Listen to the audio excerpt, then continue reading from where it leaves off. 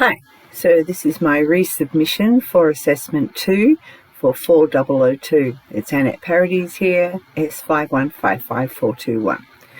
So just as a quick introduction, I'll just say that I've had nearly 40 years of professional and corporate work exposure, and I've always used correct language and professional language, and my colleagues similarly use correct language and professional language. So on my first day of placement, I was told by my supervisor that her team used dark humour.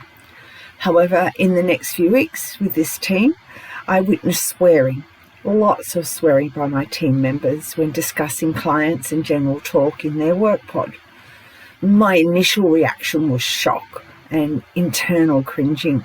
I felt that the professional boundaries and values that I was so familiar with were being violated. And so, to critically reflect on this issue and my reactions, I will attempt to use some deconstruction questions and to address my thoughts, and reconstructions, and then reactions, and then reconstruction questions to dive deeper into how I can learn to feel less challenged when faced with my critical incident again. I will also address some issues about power challenges, resistance, and rebuilding. So in reconstructing my critical incident, I first need to identify who are the potential players. So my critical incident occurred during my first few weeks of placement, and as I have to de-identify the players, I can't say who the team was or the members. However, I can say that 3 of the 4 members had completed Bachelors of Social Work and 1 had completed a Bachelor of Human Service. So what interpretations or explanations were made, and whose were they? I understand that these team members have to deal with a lot of heavy and traumatic situations within child safety. So although I was told that they used dark humour by my supervisor in my first week, I wonder is swearing accountable as dark humour? I did some research into dark humour and discovered that Bloom and Hobby described dark humour as creating comedy through the use of satirical wit and grotesque situations. Then maybe the use of foul and crude language to describe clients could be perceived as dark humour. But to me, satirical means cleverly disguised, and swearing isn't clever. So I wondered what the players stand to lose or gain from the telling of this incident. Initially, my supervisor was fine when I told her I was going to use swearing as my critical within the team as my example of a critical incident.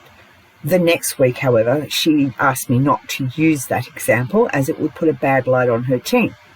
I told her I would de-identify the team and members, and she agreed to let me use it.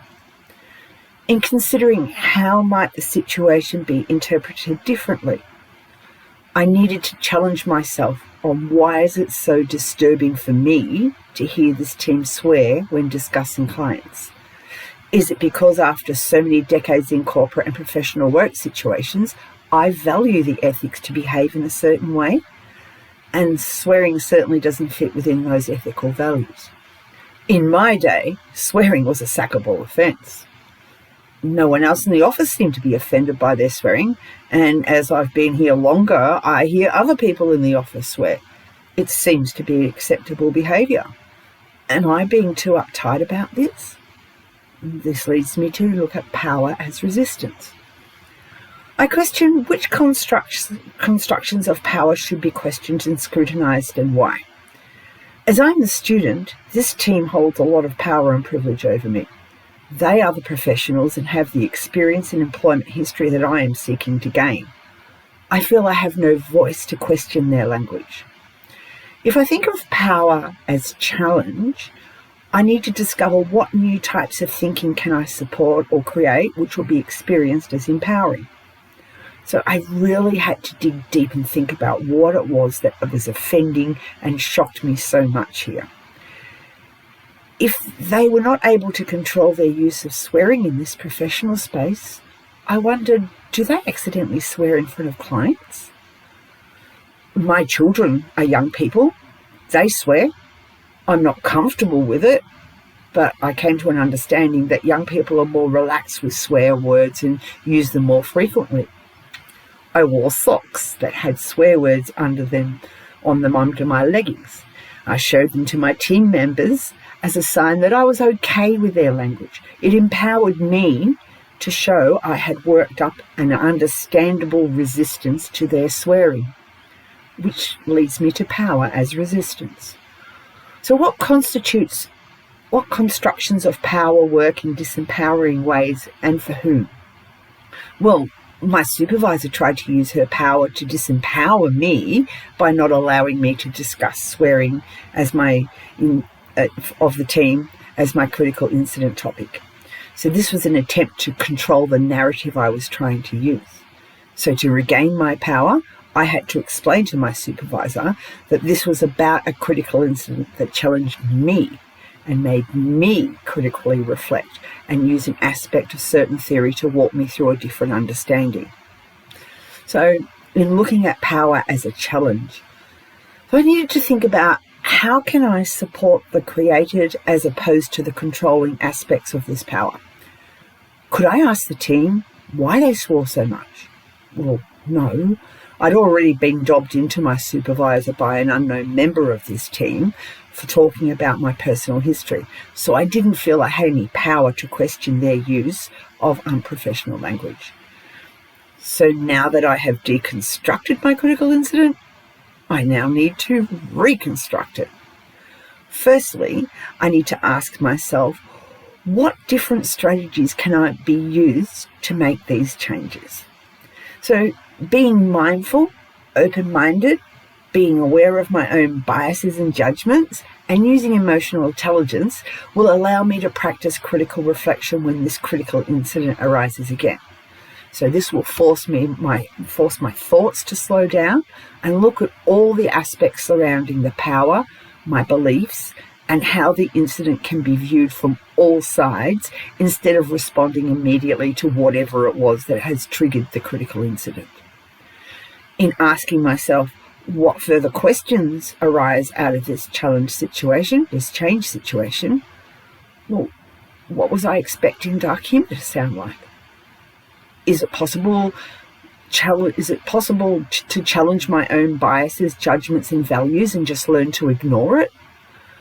Was there use of bad language in a professional space? Was it their use of bad language in a professional space that I found offensive? Or was it a self-repressed jealousy of young adults' freedom in swearing frequently without the fear of consequence of behaviour? Finally, I need to ask myself, how can I frame my own practice theory or power so that what I have learnt from this situation can be used elsewhere? In my future professional practice, I would be very mindful of swearing or using derogatory language. It's just here in this remote space, is it just here in this remote space that swearing bad language is more acceptable? And it wouldn't be used it would be an issue in regional and city workplaces? In researching swearing in the workplace, an article on LinkedIn confirms that swearing is definitely not acceptable in the corporate and professional world. However, I found that there is definitely something different about the social constructs, norms, and professional standards of behaviour that has changed as I re-enter my professional life.